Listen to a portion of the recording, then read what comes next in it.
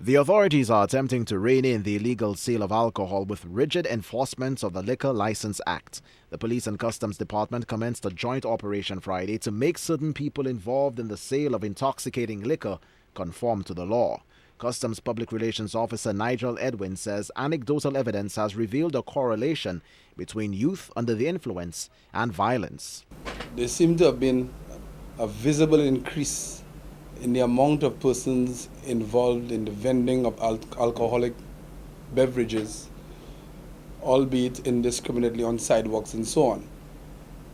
And some checks were made where it was discovered that most of these persons were in fact not in possession with the requisite licenses that will allow them to sell intoxicating liquor as per the Liquor License Act.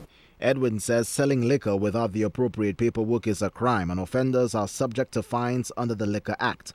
Although he concedes the act may be dated and in need of revision, it does prohibit the sale of alcohol to minors. The Liquor License Act is a very, very old act, although the revised legislation is called Cap 1517, I think it is. But it's a very old act which stemmed out of the 1960s colonial times. And it has certain restrictions, and restrictions also involves that alcoholic liquor or alcoholic beverages are not to be sold to persons under the age of 16.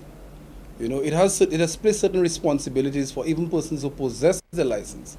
The customs official denies authorities are unfairly targeting small-time street vendors. He says the crackdown will also include large establishments and a coterie of nondescript bars that have sprung up in communities around the island. It's not primarily intended to clamp down. Yes, it will clamp down on defaulters, but to ensure that persons are aware that there are responsibilities involved in the sale of alcoholic beverages, and they should get legal.